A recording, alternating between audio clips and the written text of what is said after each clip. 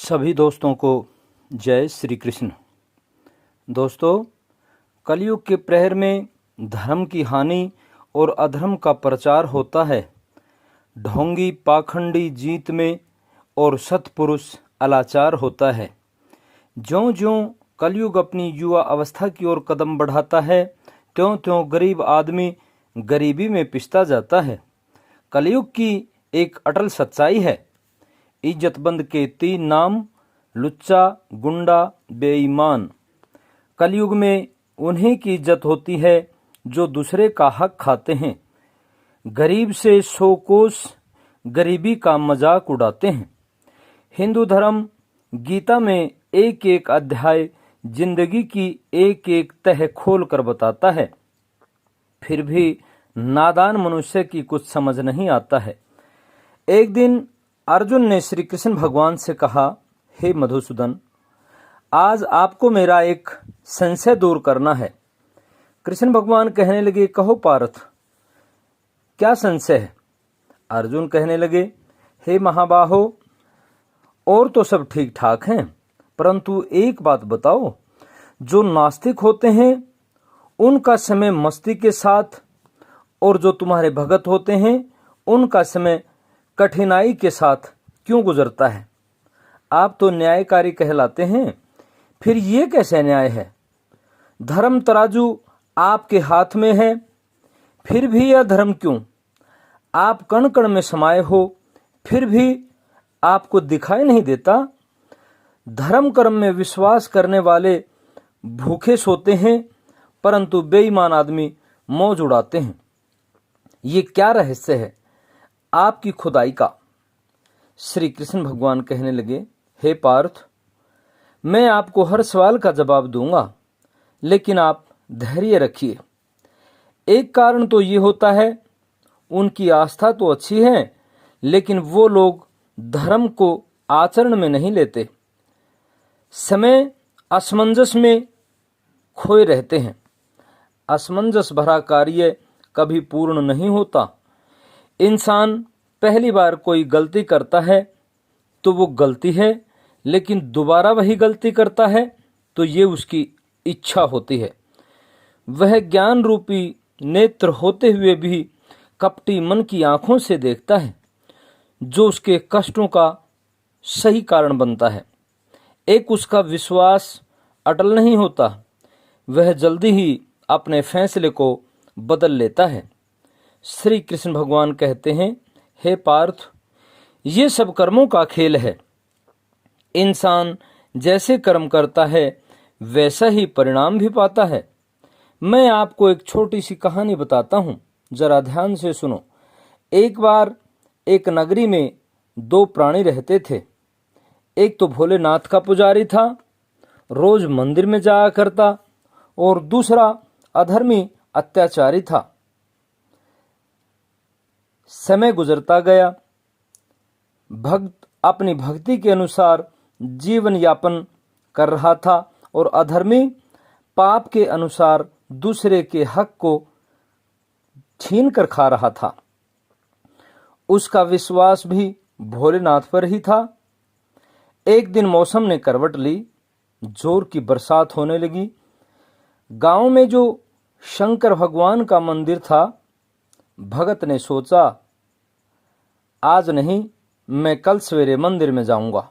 लेकिन जो अधर्मी था, उसने छाता उठाया और मंदिर में चला गया। आते समय उसे रास्ते में एक धन की पोटली मिली। वह बड़ा खुश हुआ, पैसे से भरी पोटली लेकर अपने घर की ओर दौड़ा चला गया। उसने सारी बात अपनी पत्नी को बताई और सो गया। सवेरे उठकर उसकी पत्नी उस भगत के घरवाली के पास गई और सारी कहानी कह सुनाई। उसकी पत्नी ने वही कहानी उस भगत को सुना दी। भगत बड़ा हैरान होकर सोचने लगा, काश मैं जाता तो धन की पोटली मुझे मिल जाती। खैर, अब सोचने से क्या हासिल होने वाला है? यह सोचते सोचते वह मंदिर जा ही रहा था। अचानक उसके पैर में एक बड़ा कांटा लगा और वो कांटा पंजे के आर पार हो गया। वह बैठकर रोने लगा। धीरे धीरे कांटों को निकाला और भगवान को दुहाई देने लगा। भगवान प्रकट हुए और रोने का कारण पूछने लगे। उसने सारी कहानी कह सुनाई कि जो तुम्हारा भगत है उसे तो आप कुछ नहीं देते, उसकी तो खूब परीक्षा लेते हो, लेकिन जो बेईमान होता है उसे तुम धन की पोटली बांटते हो। भगवान कहने लगा, आप हमारे रहस्य को नहीं समझ सकते। मैं हर पल लोगों के हिसाब किताब में लगा रहता हूं।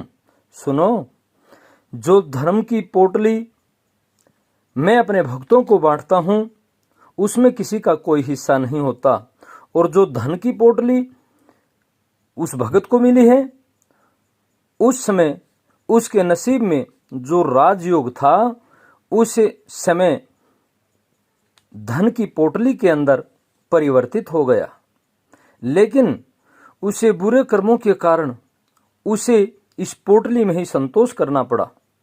और आपके पैर में जो कांटा लगा है, इस समय पर तुम्हें फांसी टूटना था, लेकिन तुम्हारे सत्कर्मों के कारण आपकी सूली सूल में बदल गई। इंसान अच्छे कर्म करके स्वयं अपनी किस्मत भी बदल सकता है। मैंने तो दोनों के कर्मों के अनुसार उनका हिसाब किताब कर दिया, लेकिन आपके कर्म अलग अलग हो गए और अपने कर्मों के अनुसार आपको भी फल मिल गया। इसलिए हे कौंती पुत्र, मैं किसी के लिए स्वयं जिम्मेदार नहीं होता। अब बताओ, आपकी समझ में आ गया? मेरा एक प्राणी जो मेरे से विमुख है वह कर्मों के अनुसार सुखी है, मगर एक कारण मेरे भक्तों के लिए और होता है। अगर मैं अपने भगत को माया की पोटली दे देता हूं तो वह मेरी भक्ति से विमुख हो जाता है। मैं नहीं चाहता कि मेरा कोई भक्त मुझसे दूर हो, इसलिए मैं अपने भगत को अपने आशीर्वाद की छांव में रखता हूं।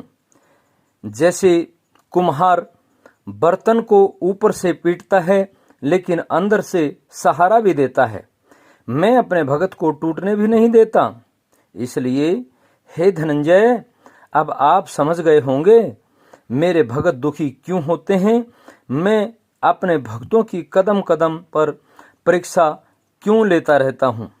जो मेरे सच्चे साधक होते हैं वो अपने रास्ते से नहीं भटकते। मैं सुनार की तरह अपने सेवक को सोने की भांति तराशता रहता हूँ।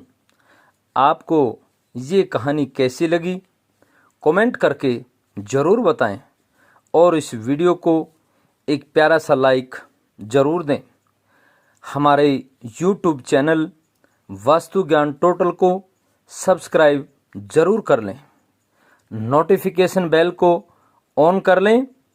आगामी वीडियो में फिर मिलते हैं, तब तक जय श्री कृष्ण।